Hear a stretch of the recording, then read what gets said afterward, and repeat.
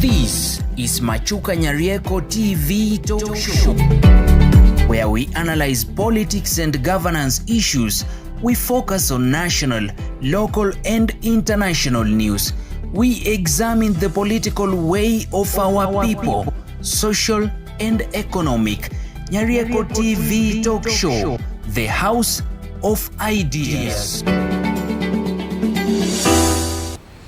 Good morning, ladies and gentlemen. Today being the last day of the year 2024, kindly allow me to focus on what has been happening, and especially in the western part of Kenya. That is in terms of politics. Of course, when we talk of Western Kenya, most people will try to think of Musalia Mudavadi, Moses Wetangula, Eugene Wamalwa, and remember people like Martin Shikuku, Masinde Muliro, among others. But today I want to ask this question. Do you think that the western part of Kenya has really been united as a one political front for a long time? And if they were united, under which leader? My discussions are informed by the fact that a few days ago, the former Deputy President of the Republic of Kenya went to Western Kenya and did argue that in most of the times, the people of Western Kenya, to be more specific, the Luhya people, have been depending on the outsiders for their political endeavors in a way that they have never come in a table as a community among other communities. They have never come in the national table as independent, that they have been using brokers. And on the process, he did propose the three men, Eugene Wamalwa, Cleophas Malala, and Natembea, the Trans Nzoia governor.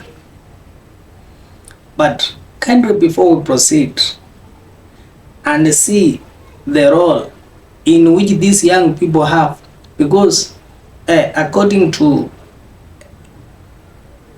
the former Deputy President of the Republic of Kenya, regarding Gachagua, the three individuals have a duty to unite the people of Western Kenya and bring them to the national table as the people of Western Kenya, and not through brokers. Do you think the three individuals can be able to do what the last had failed for several years?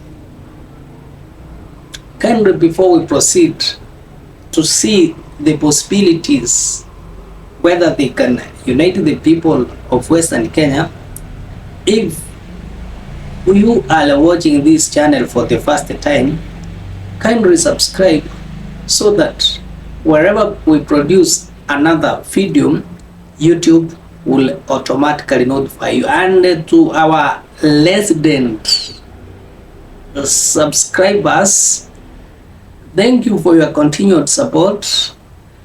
We hope that as we close to the new year, God will shower us with His blessings.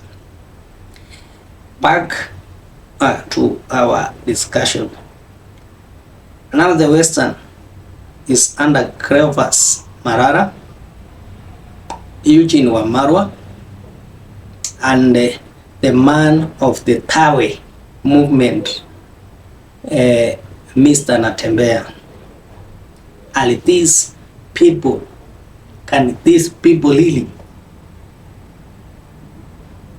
unite the Western to be a one political front? The answer can be no and yes. At the same time, the answer can be largely yes. The answer can be yes because they can simply use the current leaders, that is Musalia Mudavadi and the Speaker of National Assembly Moses Wetangula, to showcase that these people have been in leadership in different positions, but nothing much has taken place in the Western Kenya, and that these people have not been able to fully control the community because, according to Gachagua, the community has been under the leadership of Raila Amolo Odinga, whereby he did argue that Raila Odinga has been using the community votes to broker for his selfish needs. If they focus on that and tell the community that, you see, these people have been there, we have been voting for them, the issues of unemployment are still high, the issues of our sugar companies have persisted, they have not been able to manage them day in and day out. We need a change, and let's say no to this status quo. Of course, through some experiments, the Natembea team has been able to some extent to call the youth, to call the young constituency who are largely unemployed by identifying this issue of the status quo. And when Gachagua was speaking of the Western people, he largely did not even show that or agree that the people of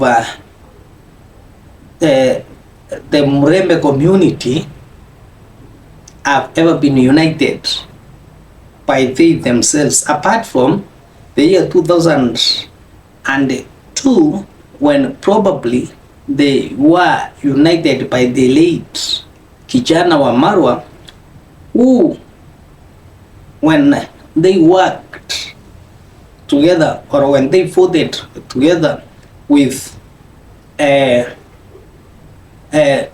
mountain, they were able to win and recruit Mike Kibaki into this political office. But despite the fact that Kijana Wamalwa was there, still is honorable, the former prime minister, wield lots of power in the Western, that is in the so-called Ruya community in the year 2002.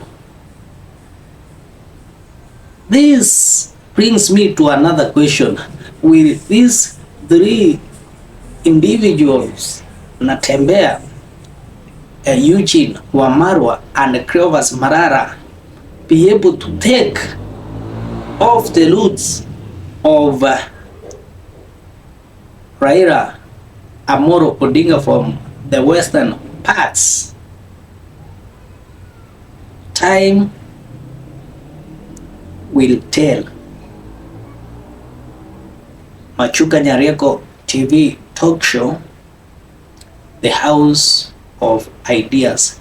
Thank you and wish you a pleasant happy new year ahead.